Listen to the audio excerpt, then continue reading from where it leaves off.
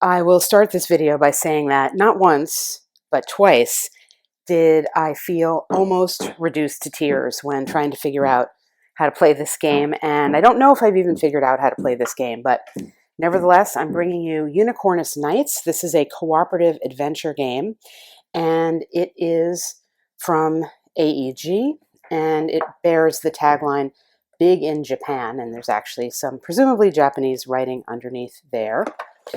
This is a game of combat and conquest, and basically actually a war game, sort of abstracted and dressed up in an anime, and in anime format indeed.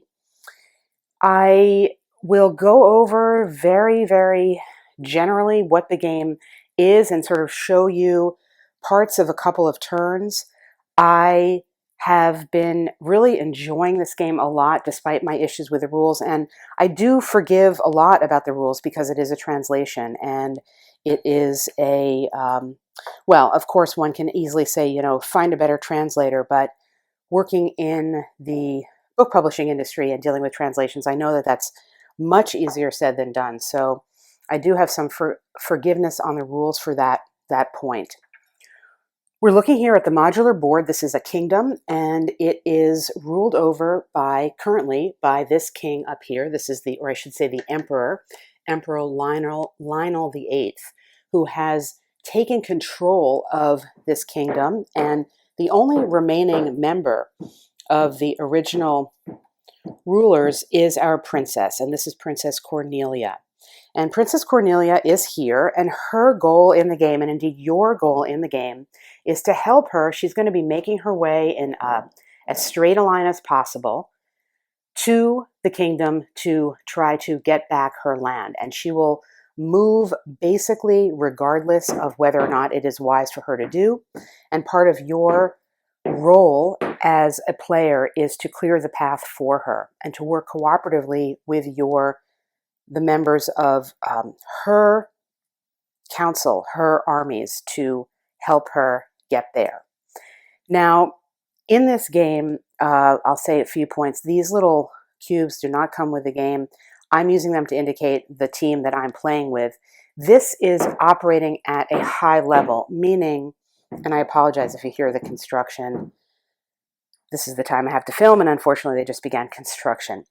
You're operating at a high level, meaning you are commanders of various factions and armies that are working to help her. So, for example, we have a leader here, King of the Wind. We're going to see him come into play in the second part of this video, as well as Magnus the Hermit, who's going to have the first turn of this video.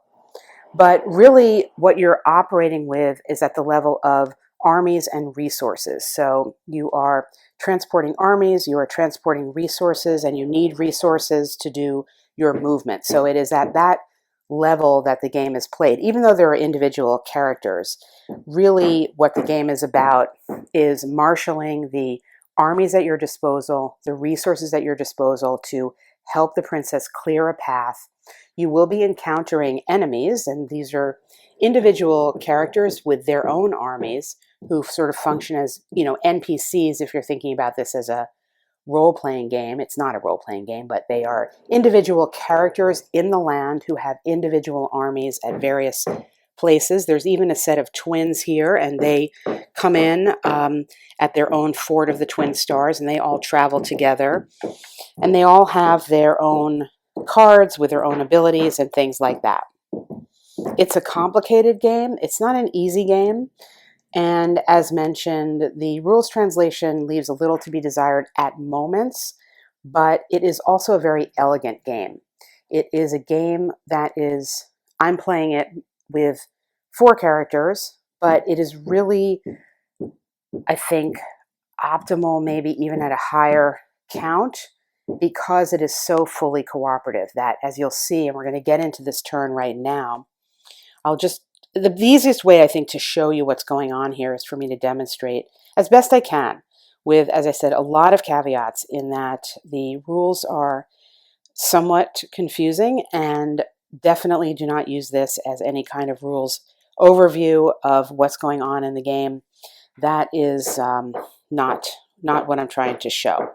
What I am trying to show is how the game works a little bit. And let's take a look here at Magnus the Hermit. Magnus the Hermit has just one army with him. He and the King of the Wind are in the front of the princess here, and their role is to try to clear the path for her.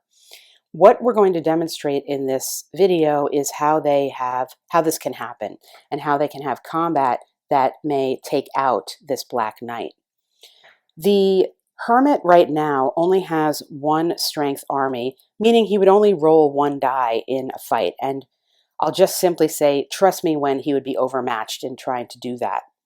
But what he does have is quite a number of resources. He's got 3, 6, 7, he's got 8 resources.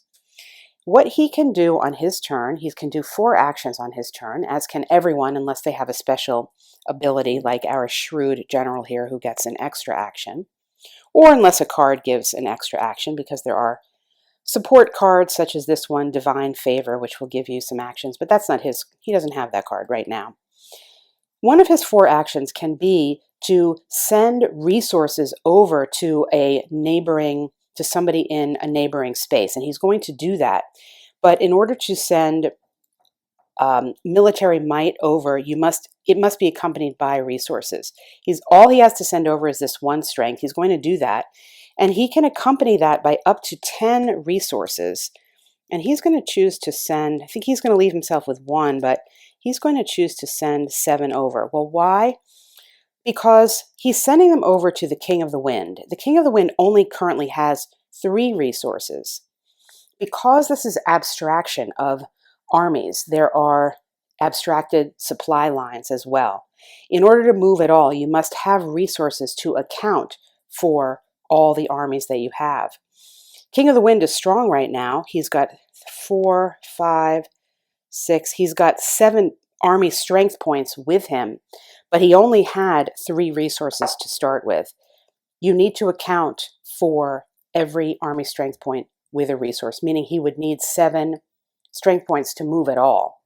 So recognizing this, Magnus the Hermit for his first action is going to send over those resources.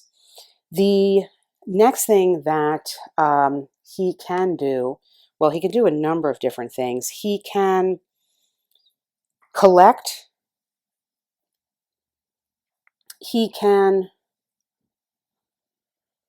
draw a support card once per turn. So he's going to draw this support card here, and this support card says Guidance. Move the princess 1 space in any direction without cost. He does not need to use that right now. What this means is this is the princess, and he, as it says, could move her in 1 space without cost. There's 2 things of significance there. Any space will let you control her a little bit, whereas typically her movement pattern is to go into the space that it is easiest to walk into, even if that might be a dangerous space. And second of all, without cost, meaning she herself has to have resources in order to move. This card would allow you to move her 1 space without any resources. We're not going to use that card right now, but for his second action, he has taken that card.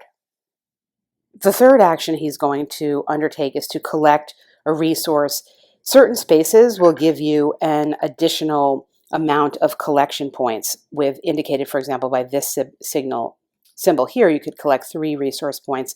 Absent that, and he doesn't have that, he can simply collect 1 resource point. So as his third action, he's going to get 1 resource point back. So he's got 2 now. And this now allows him potentially, if he wants to move as another action, moving into the mountains here is going to cost him an additional 2 movement points. To move himself costs 1 resource plus 2 is 3. So he actually can't move because he only, having given away his resources, he only has 2. And oh, here we go. He's got some special actions. He could use 1 action to remove 2 armies on an adjacent space, up to 2, or he could remove 1 army on this or an adjacent area. Now, the spaces are these small circles, and the areas are the they're not hexes. I really wish they were. They don't fit together so well, but the other tiles. Or he could look ahead and reduce down. I think this is what I'm going to do. He could look ahead to a next area and reduce something down. And I think what he's going to do is reduce down the value of this city army, which is in a defensive spot already. So he can reduce that down from 3 to a 2, or he could just remove that entirely. I think we're going to reduce this down from a 3 to a 2. So his last action will be to do that, which is one area away. So that represents Magnus's whole turn. And I'm going to toss a cube here to indicate these cubes don't come with the game. You definitely need some tracking, I think. Well, I do, to keep everything in mind. And now we did all that because we wanted to give the King of the Wind the opportunity to move, which he needs resources to do, and to fight. So how does this work? Well, the first thing is we count up. This game, yes, is definitely fiddly. 4, 5, 6. Let's see. Did he have 7? 1, 2, 3, 6. Yes. He's got a 7 strength, so he needs to have 7 resources to move, which he now does. So he's going to use his 7 resources, and he will be moving into this space. There's no additional movement cost, so that's going to be his first action right there, to move. When he gets to this space, now he can have combat. Now, I'm not sure whether he needs to have combat immediately. I think he does, and that's how I'm going to play it. But there's other things he can do in this space because if it is a citadel. But we're going to play it that he needs to have combat first, and we're going to go over what that means. The first thing for combat we're going to do is notice that he's a real warrior, so he gets to add 3 battle dice when attacking. These army points each represent 1 battle die, so that's going to be already rolling 7 dice, and he's going to get 3 more. So he's going to be rolling 10 dice when fighting. I'm not even sure. I guess we have 10 dice. So he's going to be rolling 10 dice when fighting, and he is going to refer to this chart. Actually, let me just go back and see. My mistake. He accounts for 10 dice when fighting. However, because the Black Knight is in this citadel, this value here, the shield value, is going to subtract that amount of dice from the assault. So in fact, he's only going to get to roll 8 dice, 2, 4, 6. Oh, there's my 8 dice right here. And the results will be, we will be using this chart to account for the results. So the first thing we're going to do is just do the rolling and see what we got here, and we'll just match them up. So 6, 5, 4, and a 3 is going to be a hit. So we got actually pretty good. And then we got a 2. This is just a kind of a miss. And then these, unfortunately, are active wounds on us. What you need to do then is to match up this roll to everything that's going on here. And we will take a look at this Black Knight's card to see how we do that. The first thing we do is we apply the wounds to any army strength points. So this success, for example, will take out this entirely. So that's gone. The second thing is we have the Black Knight himself here, and he is going to get, he needs to have absorb 6 wounds. This shield value is slightly different than defense. It means it absorbs 6 wounds that to get rid of it to get to him. So 1, 2, or I should say absorb 6 hits, 3, 4. So we can only bring this down to 4. So we can't actually get rid of him. And then we have the 1 miss, and we have the 2 wounds to ourselves. And thus my understanding is that the remaining 2 points are also damage to us. So we get 2 damage for that, plus 2 damage for the ones that we rolled, thus giving ourselves 4 damage points in that combat. We also need to retreat because we lost the combat. However, we are retreating with full power.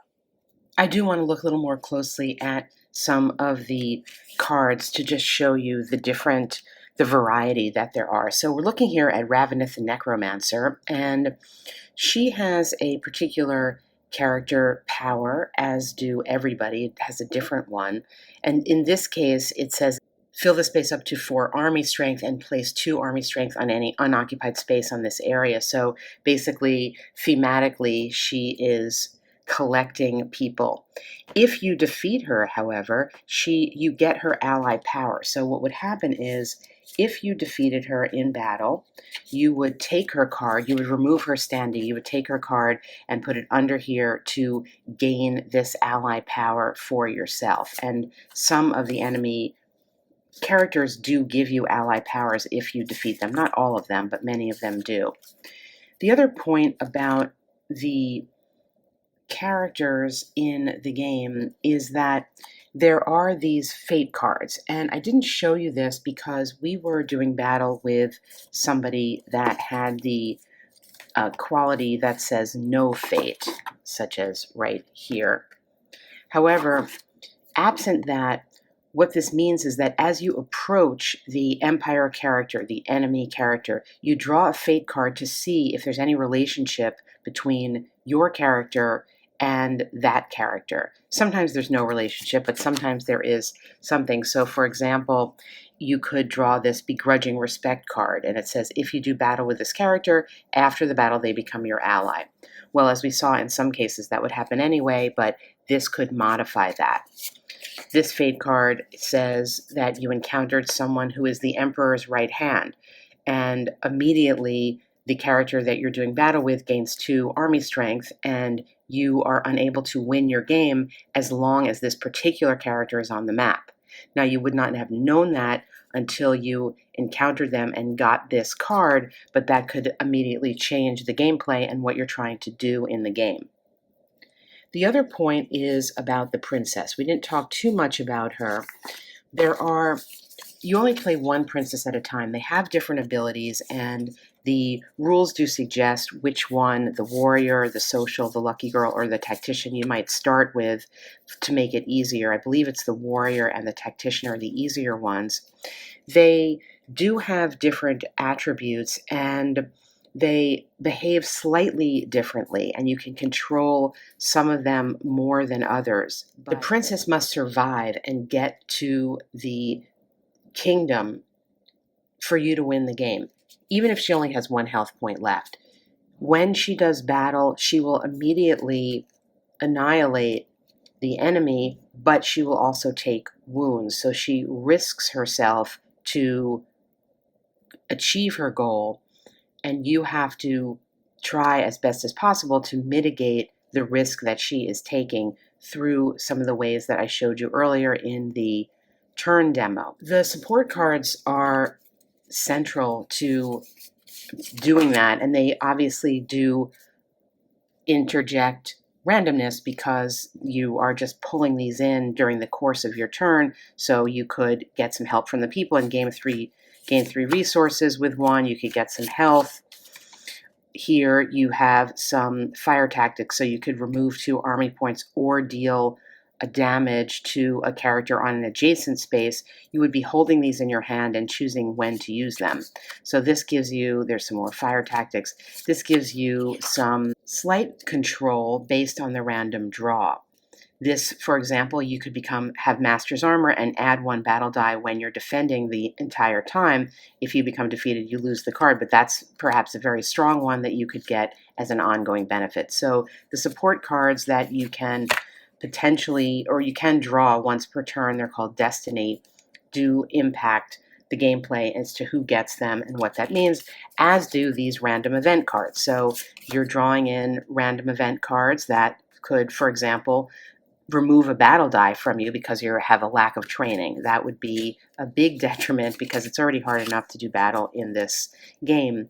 You can see the number here, and they ratchet up in difficulty 1, 2, 3, and at the outset of the game there's a set of 10 cards that you draw. You have more than 10 in this stack to establish the game length. It is suggested in the rules that if you want to increase or decrease the game's complexity, or I should say challenge, you can tinker a little bit with the number of event cards you draw and even perhaps the the difficulty level. Now, there aren't so many that you can do that a lot with. In my gameplay of this game, I found I have not won. I've played it like 2.5 times and haven't won. It's challenging, and I think it's also a little long.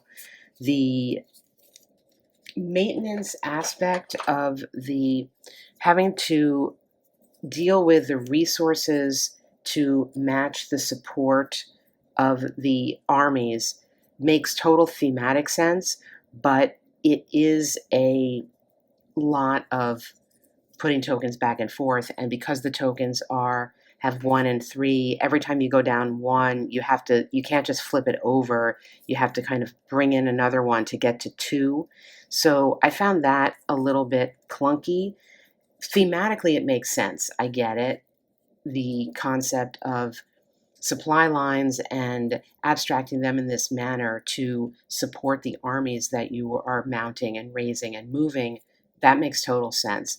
The execution of it in the board game manner here is a little difficult. I don't have a better suggestion, but I mean, I understand why they did 1 and 3, but again, when you go down, when you lose 1 point, you have to then reach for yet another token to get to 2, because there's no way to represent the 2 with the 2 tokens that you have out on the board. So that is just another level of, I don't want to say fiddliness, it's the board game mechanics coming into play to support this type of game and the way that it's designed.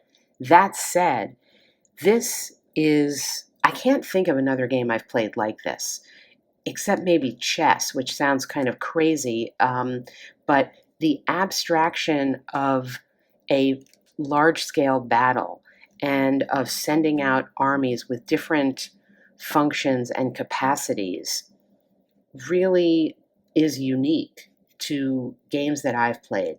Setting up the tiles, though it does take a while, as you place all the army factions here, you can kind of see them building up visually. You could see that at the beginning of this video when I had it set up.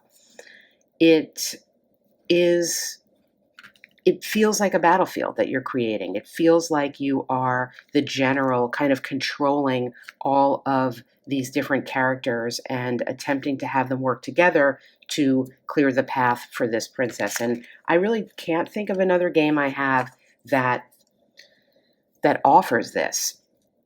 The characters themselves have many different qualities. So, for example, here's Gato, the half-dragon, and he is obviously a fighting character. Immediately, he gets to add 5 battle dice at the middle. He ignores all the movement costs. He basically just kind of crushes everything, and he can get back health by destroying a support card. So this is like a major fighting character you have. You have some Temple Knights, and in the Temple Knight, he's like a helping character also, as well as a fighter, but he's a helping character also, and he can restore 2 health to another character nearby. You have this Fortress King, and he also kind of crushes the landscape and isn't impacted by any terrain modifiers.